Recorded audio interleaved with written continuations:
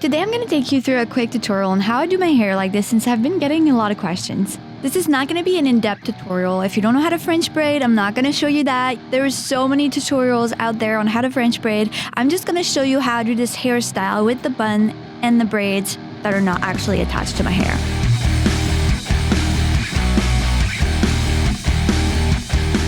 As you can see, I already have those elastics that I've tied my braids to, and that's what I'm going to use for the bun.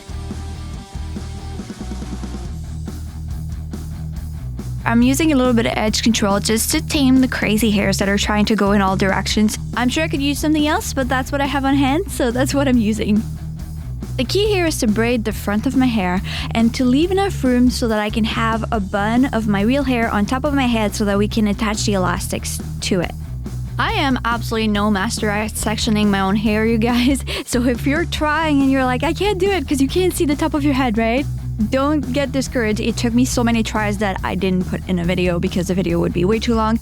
It's hard. Use a mirror. It's so worth it.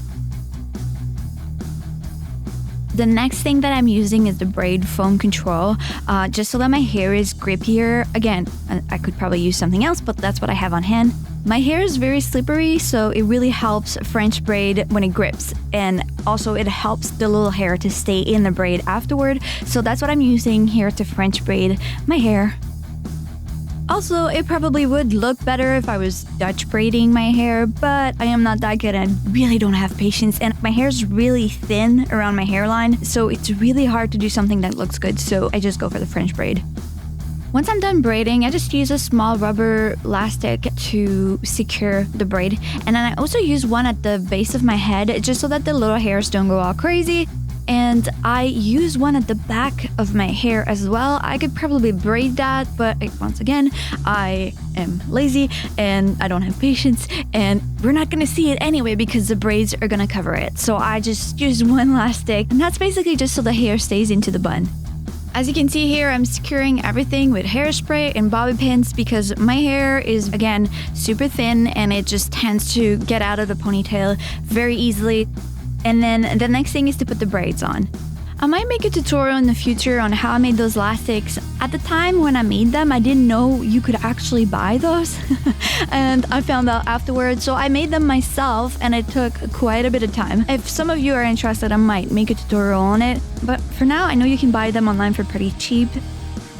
So as you can see, I'm just really doing my best to try to secure the braids into a bun that I think looks good. And that part of it is really you just feel it out. Sometimes it doesn't always turn out the same or as good as you would want to, but you get better with practice. And I will use clips at the back so that it really secures everything and so that I can move because the braids are pretty heavy, so I want to be able to move freely when I'm wearing them. Last little detail here, I just tie up whatever braid is coming out and looks a little crazy with bobby pins, and I add hair jewelry.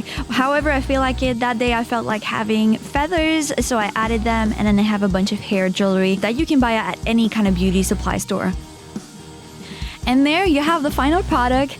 I honestly love how it looks. It's definitely not the easiest thing to do. It took me about 30 minutes to get it done, but it definitely beats braiding your hair for 10 to 12 hours. So whenever I have an event or like just an evening, something that I want to look good for, but I don't want to braid my hair for a full day before that event, well, that's what I do because braids are really part of my brand, so I like to have them on, and this is like the simplest way so far that I really like the way I look when I wear them, and it doesn't take too long.